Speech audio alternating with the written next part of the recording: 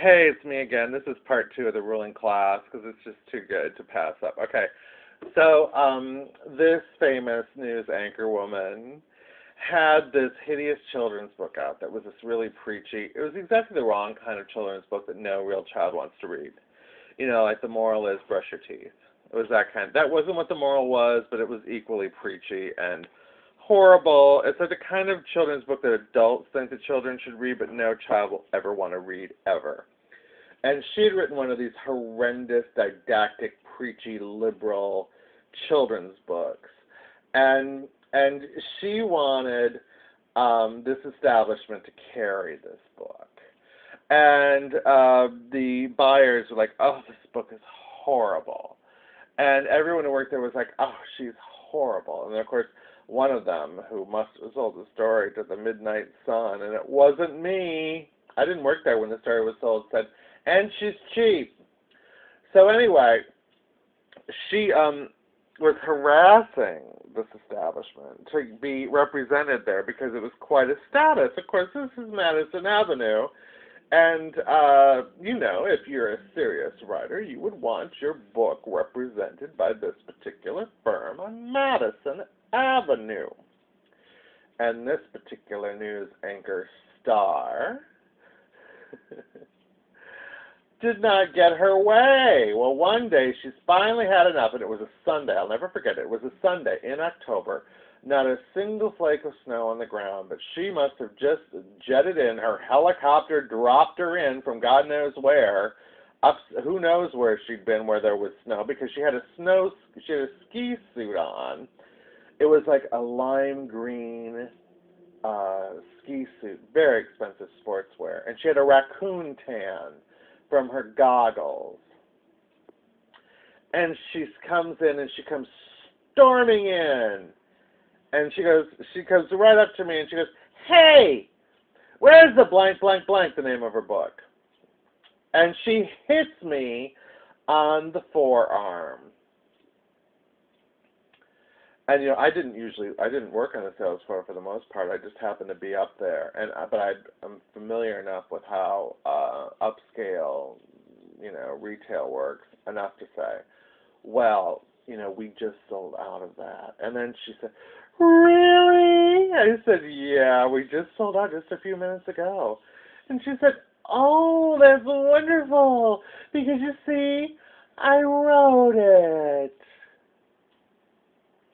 And I live just across the street from you." And then she patted me on the arm where she had physically struck me. And she patted it and she said, "I'm sorry." You know, it was all about her. People would see her like at the restaurants up there. I can remember having lunch and she'd be in the restaurant, and like the serious as stupid sent to college people. They'd be like, you know, the NPR people would be like, "That was a wonderful report you did.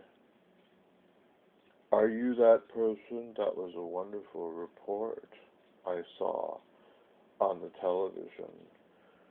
We own a television, and we enjoy watching your program on the television." And she said, "Really? You liked it? Thank you." That's what they like. Some of them are nice. Some of them are nice. Some of them are there because they're smart and they've worked hard at it. I don't begrudge people their fame. Some people really deserve it. And then there's others who don't. Isn't that the way life is?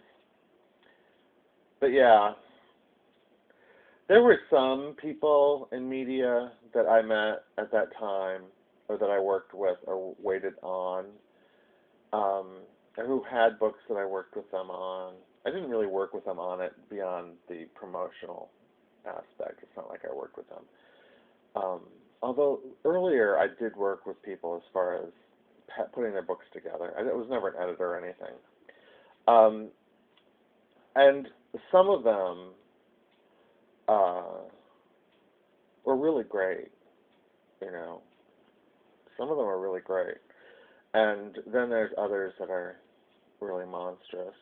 This particular television news anchor woman is the kind of person who was just kind of like lucked out. Her timing was right, and she filled a need that people wanted at that time, and she just kind of went with it from there on. Lucky, kind of like Madonna, you know. But anyway, that's what it's like. And they want the invitations, and then they guys. Then there's the people like the women like you see on that on the Real Housewives of New York. Those women are just they're all nouveau riche. They all are looking for publicity. The real money women don't want any of it.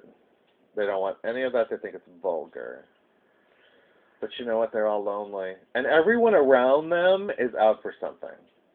They can't trust anybody because everybody's looking out for themselves, and they all want a piece of them. That's the biggest thing I found amongst those really, really wealthy ruling class people, that they were lonely. You know, so it's not. We're kind of lucky to be kind of in the middle. If we're in the middle, if you're in the middle, you're the best off. So yeah, ruling class, pretty rotten. A lot of real left wingers, though. Real left wing. It's really pathetic. You know. I keep thinking about, you know, how I just compare that with like Reagan. I was just talking to my father tonight about Reagan. We were talking about I watched a really great documentary about Reagan, about the period when he and Pope John Paul II were working together with Lech Walesa with the unions in Poland to overthrow the Soviet control of Poland, and how the Catholic Church offered sanctuary and meeting space for solidarity, and how it was being funded by the U.S. I just, you know, it shows you that there's something beyond all of these political games, and that there is no real left and right, that it's a machine, and that there are decent people like Reagan and Pope John Paul II and Lech Walesa who are there when the chips are down, and that it's beyond traditional politics. I mean, there was Reagan working with a labor union, for example, and there was also, and this is so typical of leftist governments, they're not for the workers, you know. It's illegal to form a union in China, you know. And there you had a conservative icon working with the labor unions to destroy the control of the Soviet Union on Poland.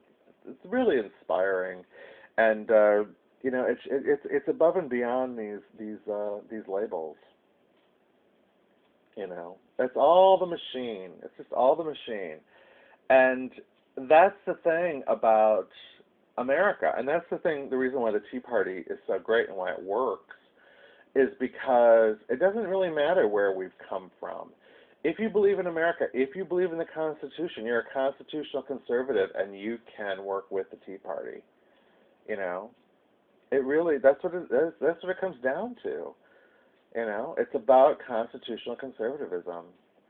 It's about believing that the Constitution is special, that America is special, and that the people who live here are blessed and special, and that this is the greatest country in the history of the world. It's an exceptional country, and it's better than the rest. And Israel is second. Israel is second. You know, and if you've got that, then it doesn't matter what your past is. You know, I have to tell you, even when I was, you know, kind of leftish, I always loved America. You know, I always loved America. And here we're ruled by really, really wealthy people who didn't inherit their money, who have a lot of guilt because of it, and who hate this country, hate money, But I don't think anyone else should have it except for them. They're not going to give it up, even though they know that it's just so wrong. And they want to spare all of us that agony that they have to endure. Doesn't it make you sick? Anyway, Small G Gay. I'm talking about that horrible ruling class mob. Nazis, witches, whores. Bye-bye.